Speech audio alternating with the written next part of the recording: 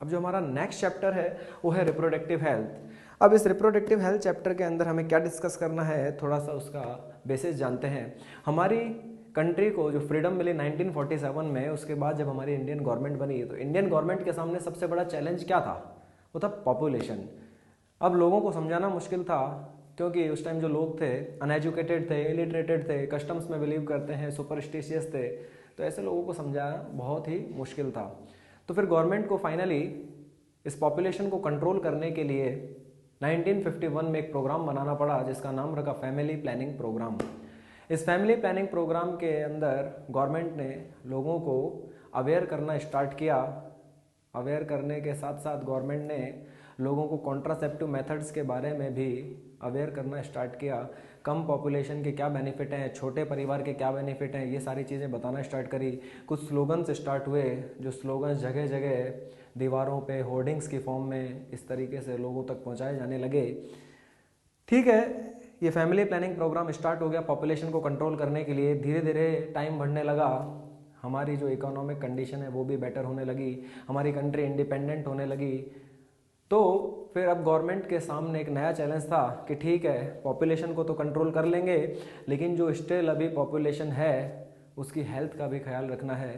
तो 1977 के अंदर इस प्रोग्राम के अंदर थोड़े बदलाव किए गए और इसे कन्वर्ट कर दिया गया फैमिली वेलफेयर प्रोग्राम में। और फिर फर्दर इस फैमिली वेलफेयर प्रोग्राम में बहुत सारे छोटे छोटे और प्रोग्राम ऐड होते चले गए, जैसे NRHM national rural health mission, इसके अलावा RCH reproductive and child health programme, JSY Janani Suraksha योजना।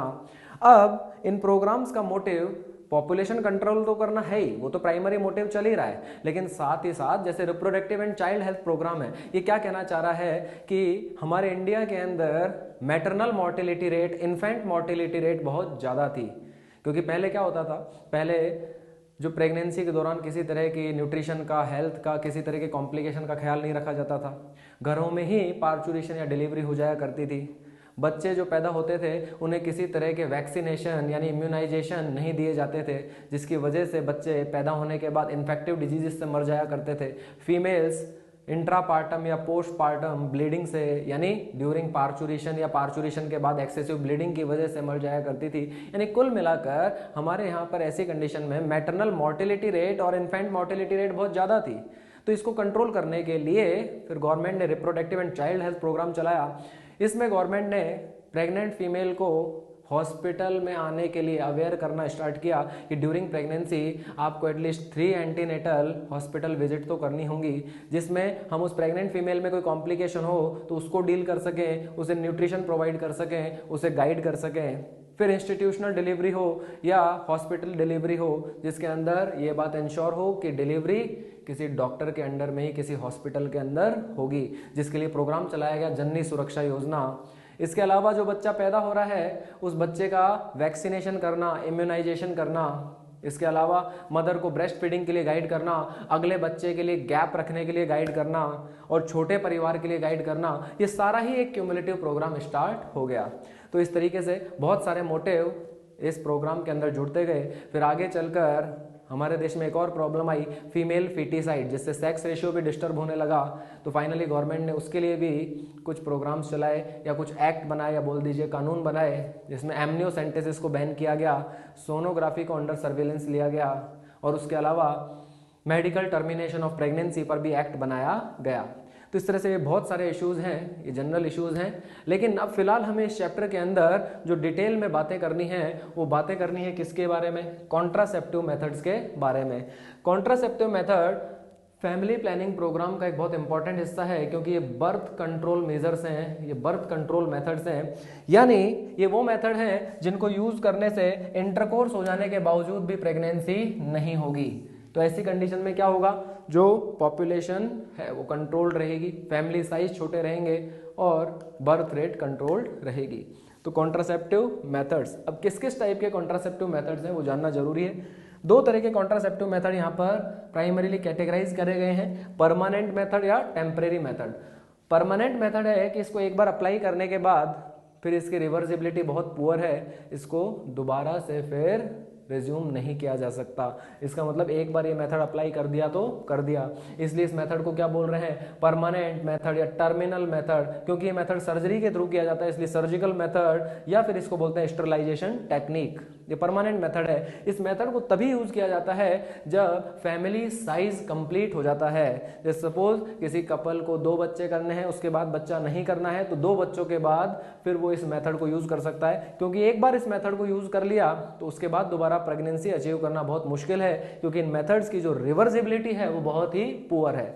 2 तरह के मेथड है, मेल में है वेसेक्टोमी, फीमेल में है ट्यूबेक्टोमी। एक माइनर सर्जरी के थ्रू मेल में क्या किया जाता है, स्क्रोटल सैक के लेवल पर जो वास्ट डिफरेंस है उसको सिंपली कट करके टाई कर दिया जाता है, या केवल टाई भी कर दिया जाता है, जिसकी वजह से वास्ट डिफरेंस से स्पर्म आगे टुवर्ड्स द एब्डोमिनल रीजन नहीं बढ़ते हैं। इसका मतलब क्या होगा कि उसके सारे रिप्रोडक्टिव फंक्शंस प्रिजर्व रहेंगे, उसके हार्मोन जो है रिप्रोडक्टिव हार्मोन्स वो भी सब अवेलेबल रहेंगे बॉडी में, सब कुछ नॉर्मल उसकी रिप्रोडक्टिव फिजियोलॉजी रहेगी। लेकिन बस जो इजैकुलेशन के टाइम सीमन होगा उसके अंदर स्पर्म नहीं आएगा, क्योंकि स्पर्म कहां से आता है, वास्ट डिफरेंस से। अब वास्ट डिफरेंस को ही कट कर दिया है या टाई कर दिया है तो वास्ट डिफरेंस से स्पर्म आगे पास नहीं हो रहा है, तो सीमन तो इजैकुलेट होगा, फ्लूइड तो आएगा, लेकिन उसमें स्पर्म नहीं आएगा। इधर देखा जाए फीमेल के अंदर भी एक सर्जिकल मेथड है ट्यूबेक्टोमी। हालांकि ये जो ट्यूबेक्टोमी सर्जरी है ये मेजर सर्जरी है in comparison to male vasectomy, क्योंकि मेल में तो वेसेक्टोमी स्क्रोटल सैक के लेवल पर, क्योंकि स्क्रोटल सैक की स्किन पे छोटा सा इंसिजन लगाया और vast difference just scrotal sac के अंदर है, वहीं से उसे कट करके टाई कर दिया। लेकिन फीमेल में ट्यूबेक्टोमी का मतलब है फैलोपियन ट्यूब की कटिंग और टाइंग या लाइगेशन। तो ये फैलोपियन ट्यूब कहाँ रखी है, एब्डोमन में, और एब्डोमन के थ्रू सर्जरी करना मेजर सर्जरी होती है। लेकिन अब वो चॉइस है कि किसी कपल में मेल सर्जरी कराना चाहता है या फीमेल, तो फीमेल के लिए भी सर्जरी अवेलेबल है ट्यूबेक्टोमी, फैलोपियन ट्यूब को कट करके टाई कर दिया। इसका मतलब क्या होगा, क्या ओव्यूलेशन नहीं होगा उस फीमेल में, होगा।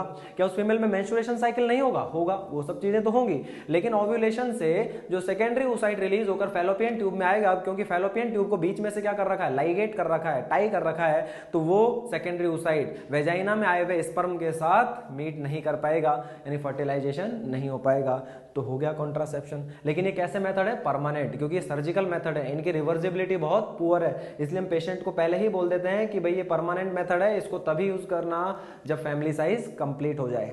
अब बात आती है टेम्परेरी मेथड्स की। भाई ऐसा भी तो हो सकता है कि कोई कपल है, उसके एक बच्चा हो चुका है, वो अगले बच्चे में 4-5 साल का गैप रखना चाहता है, तो क्या 4-5 साल के गैप रखने के लिए ये मेथड यूज किया जा सकता है, परमानेंट मेथड? ये मेथड यूज नहीं कर सकते क्योंकि तो परमानेंट है, इसमें तो फिर 4-5 साल बाद बच्चा होने की प्रोबेबिलिटी खत्म हो जाएगी।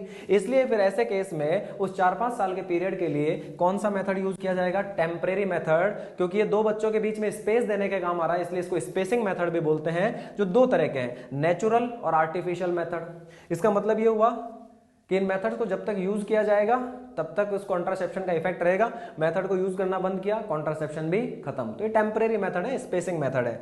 नेचुरल मेथड का मतलब ये है कि बाहर से कोई केमिकल, कोई डिवाइस, कोई हार्मोन, कोई मेडिसिन यूज नहीं की जा रही है, completely in the means of nature. तो इसके अंदर कौन कौन से मेथड पढ़ने को मिलेंगे, periodic abstinence, lactational amenorrhoea, coitus interruptus, जिनके बारे में थोड़ी थोड़ी डिटेल अभी जानेंगे।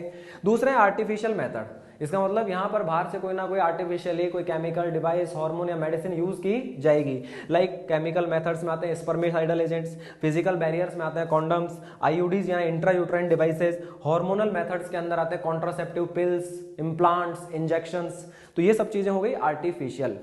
अब अगर देखा जाए कि टेम्परेरी मेथड्स जो हैं इनके अंदर नेचुरल और आर्टिफिशियल मेथड में से किसमें साइड इफेक्ट नहीं होंगे, ऑब्वियस सी बात है नेचुरल मेथड में, क्योंकि बाहर से अगर कोई भी चीज आर्टिफिशियली यूज होगी तो कोई ना कोई साइड इफेक्ट होगा, लेकिन नेचुरल मेथड का कोई साइड इफेक्ट नहीं होगा। तो अगर एक क्वेश्चन आ जाए, 4 ऑप्शन दिए हुए हैं और उसमें पूछा बताओ कि इसमें नील साइड इफेक्ट है या लीस्ट साइड इफेक्ट है, इस तरह का कोई क्वेश्चन है, तो चारों ऑप्शन में से जो नेचुरल मेथड का एग्जाम्पल हो उसको आंसर कर देना, क्योंकि नेचुरल मेथड में साइड इफेक्ट नहीं होते हैं। तो बस ये तो यहां पर क्लियर है, परमानेंट मेथड, मेल और फीमेल, इनके बारे में तो थोड़ी थोड़ी सी बातें जान के रखनी है। अब डिटेल जो हमें पढ़नी है इस टेम्परेरी मेथड में नेचुरल और आर्टिफिशियल मेथड्स की पढ़नी है, जिसमें हम पहले स्टार्ट करेंगे नेचुरल मेथड्स।